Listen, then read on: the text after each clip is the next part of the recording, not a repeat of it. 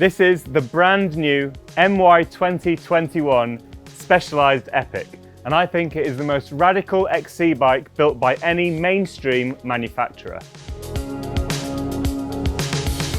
The Epic is specialized full suspension 100mm travel XC race bike. It's had a refresh as we'd expected, but this is almost 20 years in the making now. The Epic is well known for its brain suspension, and on this bike it's been updated to perform, in theory, even better. But before we go into too many more details, don't forget to like, subscribe and click the bell icon so you get notifications every time we upload a new video.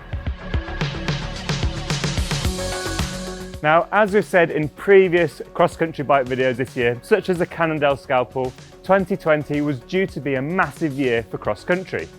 Not only is cross-country burgeoning at the moment in terms of its race scene, but 2020 was due to be an Olympic year, and this is arguably the biggest mountain bike race in the calendar because so many people are able to watch it.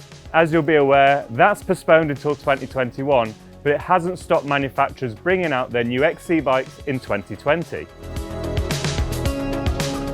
For nearly 20 years, the Epic's USP has been its brain suspension technology. Now, many bikes have a lockout on them, and that's often controlled by a little lever on the handlebars, or if you've got a lot of money, Fox Live Valve, which is an electronic system. Now, the brain has been in development for a long time, and it's basically an inertia valve down by the rear axle of the frame and now also in the front fork. This valve is linked to the rear shock's compression circuit, and basically the way it works is that there's a little weight that sits over a port in the compression circuit. When you hit a bump, the little weight bounces up, opens up the circuit, oil flows, compression damping, and then your shock is effectively open. When that weight settles back down on the port, it closes the oil flow, closes the compression circuit, and therefore the suspension is effectively locked out. This means that when you're rattling down rough terrain, the shock is fully open and it fully works. But when you're going up something smooth, the shock automatically locks out. What it also means is because a bump is needed to move that weight, lower amplitude impacts, i.e. those from when you're pedaling, tend not to influence this little weight, and so under pedaling forces on smoother surfaces, the suspension remains locked out, and you don't have to touch anything to adjust it while you're riding. Specialized do allow you to adjust the sensitivity of the system, so if you're on a very smooth course with a few bumps, you can set it pretty harsh so it's effectively like a hardtail. Or if you're on something rougher, especially with rough climbs, you can set it fairly open so the suspension is more active, meaning you get more traction, more comfort, and theoretically more speed in those situations. The brain has been updated for MY 2021. There's a number of differences with it. First off, the position of the brain itself has been tweaked slightly. It sits just behind the rear axle instead of kind of behind and on top. Specialized say this improves its sensitivity to bumps. Its internal architecture has also been changed slightly.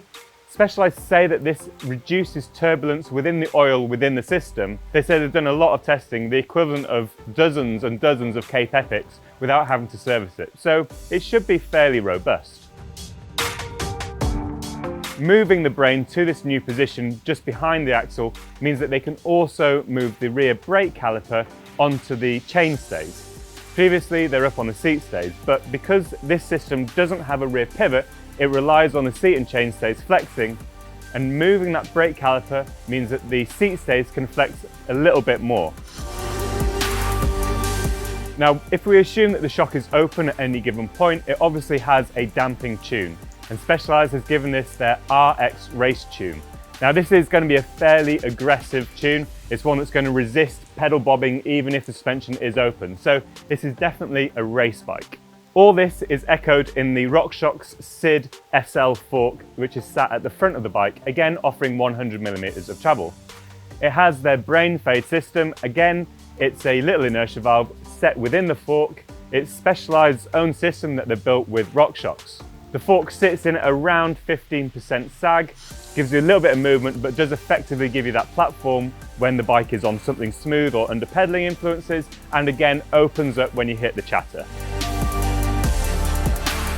As you'll probably be aware, Specialized offer two different grades, I guess, of their carbon frame sets. This is the Fact 11M carbon, which was the previous S-Works kind of carbon. And they obviously have an S-Works version, which is now Fact 12M carbon. This version of the frame, Specialized say, is the same weight as the previous S-Works frame, and the S-Works version drops a further 100 grams on this thanks to the 12M carbon fibre, a specific carbon layup, and the use of carbon fibre in the shock's link. Because of the movement of the brain and the rear caliper, it also obviously gets a whole new rear triangle, and Specialized say that despite having a little bit more vertical flex, it's actually 15% stiffer under pedalling forces. Other details of the frame include a pair of bottom mount bosses, and you of course now get threaded bottom brackets, which everyone loves. So I weighed this size large Epic Pro at 10.0 kilograms. So if you imagine the S-Works version, which saves 100 grams on the frame, and you get a SID Ultimate fork, you're looking at sub 10 kilos for the top end bike. Now, at the start of the video, I said that this was the most radical XC bike on the market, built by a mainstream manufacturer. And it's not because of the brain suspension, it's not because of how beautiful it might be, it's because of the bike's geometry. Cross-country bikes tend to be fairly traditional. They tend to be a little bit shorter than a trail bike, tend to be a little bit steeper than a trail bike as well, to give that agile, nippy handling that everyone assumes that cross-country racers really want. Cross-country, as you'll know, is getting more and more radical. More technical courses, faster through the rocks, big drops, jumps, all sorts. And so this new Epic actually has trail bike geometry. Specialized are offering the bike in 5 sizes from extra small to extra large, so hopefully there'll be something that'll fit you if you're in the market. The size large has a reach of 470 millimeters. For context, in Trail Bike of the Year, which I did this year with the trail bikes, most of them had a reach of around 460 mil. So this is actually longer than a lot of the trail bikes out there on the market.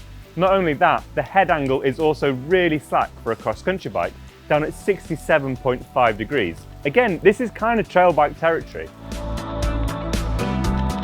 Now, to keep handling stable and nippy and all that, they are using those short offset forks, 44 millimeters at the front. You're also getting a 75.5 degree seat angle, which again is actually fairly steep for a bike with only 100 millimeters of travel.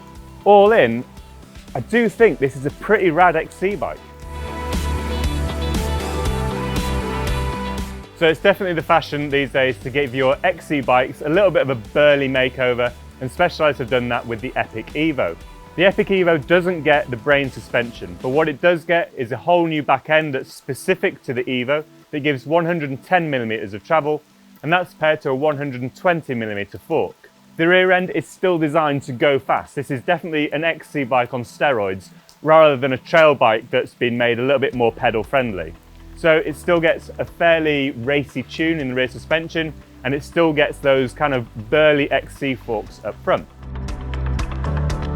Now, because the EVO has got a longer travel fork on the front, it does shift the angles and geometry a little bit. So you get a 66.5 degree head angle, which is a degree slacker than this Epic here. What it also does is shorten the reach down to 460 millimeters, which, as I said, is pretty normal for a trail bike these days.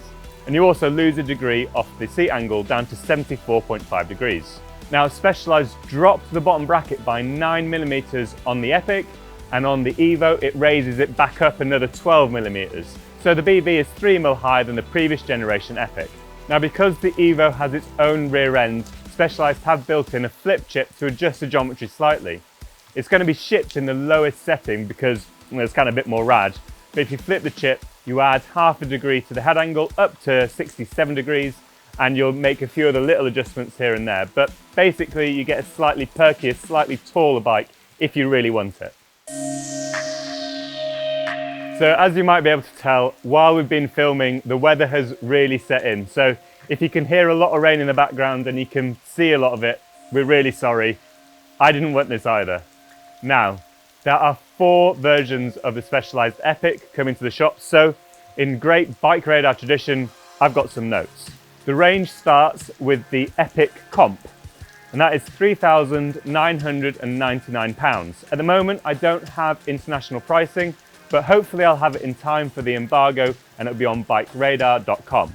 The comp comes with a RockShox Reba RL fork, and it doesn't get the brain in the fork, but you do get the same Fact 11M carbon frame with the brain rear shock. It comes with a Shimano SLX drivetrain and a pair of specialized alloy wheels. Next up is the Epic Expert, and that comes in at £6,099. This comes with a, broadly speaking, SRAM X01 Eagle group set. There's a couple of other bits in there, including some carbon X1 cranks. You do get a RockShox SID SL fork with the brain technology, and it does come with a pair of Roval controlled carbon rims built onto a pair of DT Swiss hubs. Next up in the lineup is the Epic Pro. Comes in at £7,499, and here it is. Now, the main difference between this and the Expert is that you get SRAM's Access or AXS wireless X01 drivetrain. So no wires to set up your gears because they're wireless. Everything else is largely the same. You get the SID SL fork with the brain, you get the same DT Swiss and Roval carbon wheels, same tyres, same carbon finishing kit. Right at the top of the range is obviously the S-Works version of the bike. Now, if you're expecting the S-Works to be kind of pocket-friendly money, you're wrong. It's £10,499. However, it's a halo bike. What did you expect? It comes with that brand new S-Works Fact 12M carbon frame. You get XX1 Access wireless gears, so a step up from those on here. And you get a SID Ultimate fork, so again, a little bit lighter than the one we see on this bike. And that's how they're justifying that extra price on top. Now, if we're looking at the Epic EVO, there are two bike models that are going to be on sale at launch. You get the Epic EVO Comp, which comes in at £3,999. You get a RockShox Deluxe shock and SID fork, both in the Select Plus versions. You get an SLX drivetrain, an alloy wheel set, and you get an X-Fusion Manic dropper post. Topping that range is the Epic EVO Expert, which comes in at £6,099. You get a SID Lux shock, so that's the new one from RockShox. You get a SID Select Plus fork, but with a Charger 2 damper. You get a SRAM X01-ish drivetrain, G2 RSC brakes from SRAM, they're 4-pot versions, and you get the same carbon wheel set that you see on this bike. Finally, if you just want to put your own kit on a bike, you can get an S-Works Epic EVO frame set, and it comes in at £3,499, and that has the Fact 12M carbon fibre layup. We're filming this news piece a couple of days before the embargo is opened. The bike arrived with me literally this morning, and as you can tell, I haven't ridden it yet, so I'm afraid there are no ride impressions to give you right now. However, given that the embargo is in a couple of days' time, have a look on BikeRadar.com, because I'm hoping to have had some time to ride this bike and give at least some brief initial impressions. There will be a full review on BikeRadar.com as soon as humanly possible, but do keep an eye on the channel because we've got some ideas of some pretty cool videos that we want to try and make with the Specialized Epic later this summer, so keep your eyes out. Now, have you tried the brain suspension from Specialized? It's a little bit Marmite, so let me know what you think in the comments. Also, is this the most radical XC bike on the market? I want to know what you think. Don't forget to like and subscribe and click the bell icon so that every time we upload a new video, you get a notification.